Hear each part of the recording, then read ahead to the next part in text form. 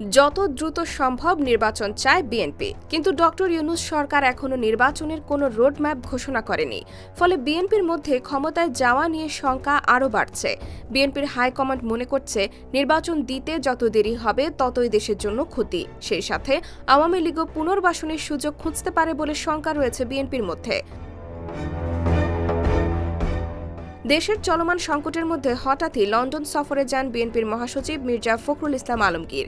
দলের বেশিরভাগ নেতাকর্মী অপেক্ষা করছেন লন্ডন থেকে কী বার্তা নিয়ে ফেরেন তিনি। এরপরই ঠিক হবে দলটির পরবর্তী পদক্ষেপ। তবে বিএনপির শীর্ষ পর্যায়ের কেউ কেউ মনে করছেন এখনই রাস্তায় নামতে চায় না বিএনপি, আরও ধৈর্য ধরতে চায় তারা। অন্তর্বর্তী সরকারের ভাবমূর্তি রক্ষায়ও তারা কাজ করতে চায়। সেই সাথে সুষ্ঠুভাবে যেন নির্বাচনের আয়োজন করা যায়, আওয়ামী লীগ যেন নতুন করে কোনো নাশকতা তৈরি করতে না পারে সেই বিষয়েও খেয়াল রাখার কথা বলছেন তারা। এদিকে দেশের বিরাজমান সংকট নিরসনে আবারও দ্রুত নির্বাচনের দিকে যাওয়ার তাগিদ দিয়েছেন বিএনপির স্থায়ী কমিটির সদস্য খন্দকার মোশাররফ হোসেন। এজন্য অগ্রাধিকার ভিত্তিতে নির্বাচন সম্পর্কিত সংস্কার করে সরকারকে রোডম্যাপ দেওয়ার আহ্বান জানান তিনি।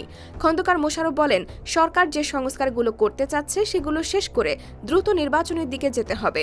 জনগণ ঠিক করবে আগামীর বাংলাদেশ কেমন হবে। দেশের বিরুদ্ধে ষড়যন্ত্র চলছে অভিযোগ করে তিনি বলেন, আজকে আমরা দেখছি ষড়যন্ত্র চলছে। সম্মিলিত আন্দোলনের মুখে একটি সরকার পদত্যাগে বাধ্য হয়েছে এবং দেশ থেকে পলায়ন করতে বাধ্য হয়েছে। তারা একটি দেশে অবৈধভাবে আশ্রয় গ্রহণ করেছে, সেখান থেকে তারা ষড়যন্ত্র করবে এটা আমরা অবিশ্বাস করি না। তারা পতিত স্বৈরাচার, তারা চেষ্টা করবে বাংলাদেশে অশান্তি সৃষ্টি করার, আমাদের মধ্যে বিভেদ সৃষ্টি করবে। IBTV USA, new York.